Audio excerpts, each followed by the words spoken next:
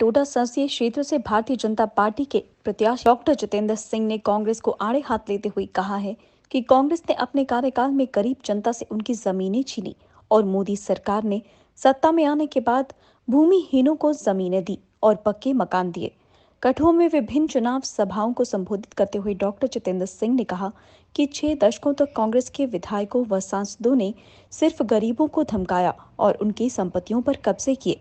कठुआ में भी लोगों के साथ ऐसा ही हुआ, लेकिन जब नरेंद्र मोदी देश के प्रधानमंत्री बने तो उन्होंने साफ किया कि ना खाऊंगा और ना खाने दूंगा। मोदी सरकार ने साफ किया कि जिन कांग्रेस नेताओं व उनके परिवारों ने गरीबों को लूटा है, उनसे वसूली की जाएगी और जरूरतमंदों की मदद की जाएगी। इसी का नतीजा है कि कांग्रेस में जो भी अपराधी भू माफिया था, वे जेल गए और आज जमानत पर रिहा है। डॉक्टर जितेंद्र सिंह ने कहा कि कांग्रेस ने कठुआ की हमेशा अनदेखी की, क्योंकि उन्हें अपने कश्मीरी नेताओं को खुश करना था। लेकिन मोदी सरकार के 10 साल के कार्यकाल में कठुआ में जम्मू कश्मीर के अन्य जिलों के मुकाबले सबसे अधिक विकास हुआ।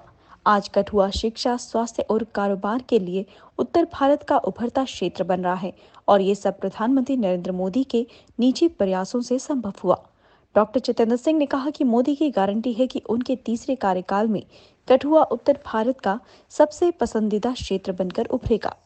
जनमानस ने मन बनाया हुआ है मोदी जी को वोट देने का। 400 पार का संकल्प लोगों की तरफ से आवाज आ रही है, इस पार्टी विशेष और क्यों ना आए। और मुझे लगता है कि बड़ी भारी संख्या में नारी शक्ति का समर्थन, और वो इसलिए कि आज युग है तर्क का, तुलना का, तथ्य का।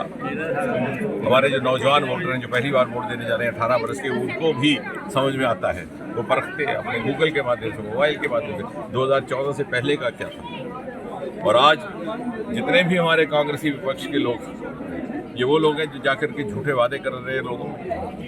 एक तरफ मोदी जी हैं जिन्होंने पक्के मकान बना के दिए कच्चे मकान वालों को, जिसके पास ज़मीन ना थी उसको ज़मीन दी। दूसरी तरफ ये कांग्रेसी जिन्होंने गरीब की ज़मीनों को एनक्रोच करके ग्रैब किया। आज नौजवान इतना सीधा नहीं कि वो तुलना न कर सके। एक तरफ मोदी जी हैं जिन्होंने घर घर जाकर के गैस के सिलेंडर दिए, महिलाओं के जीवन में परिवर्तन लाया, उनकी जीवन की दशा बदल दी, उनको स्वास्थ्य भी दिया, सुविधा भी दी, सम्मान भी दिया, उनके लिए टॉयलेट बनाए। और दूसरी तरफ ये कांग्रेसी नेता जिनको घूस देने के लिए परिवारों को अपने घर के सिलेंडर बेचने पड़े। एक तरफ मोदी जी जिनके मंत्री परिषद में 10 वर्ष में किसी भी सदस्य पर भ्रष्टाचार का आरोप नहीं आया, और दूसरी तरफ ये कांग्रेसी नेता, शायद ही कोई ऐसा हो जो एक आध बार जेल होकर के ना आया। मुझे लगता है कि इसमें कोई तुलना करने में दिक्कत नहीं रहेगी।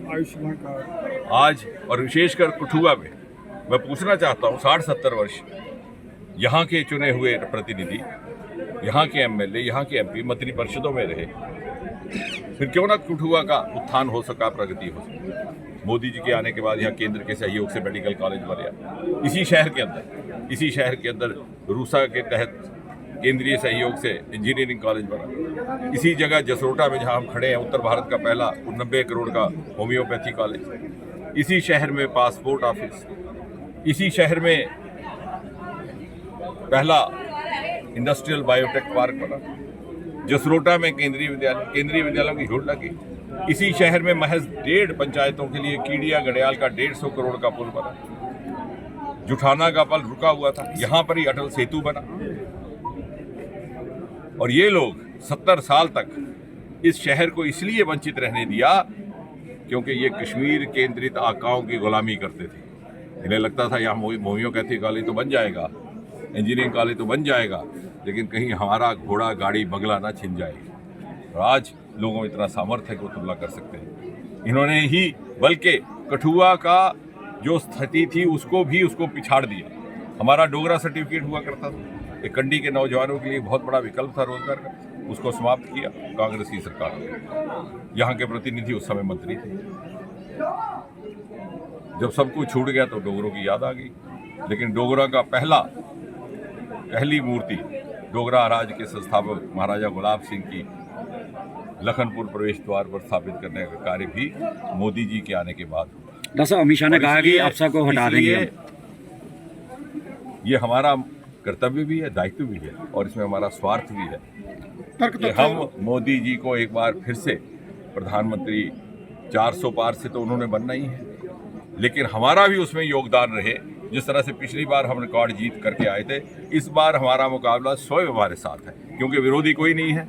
हमारी परीक्षा हमारे अपने साथ है।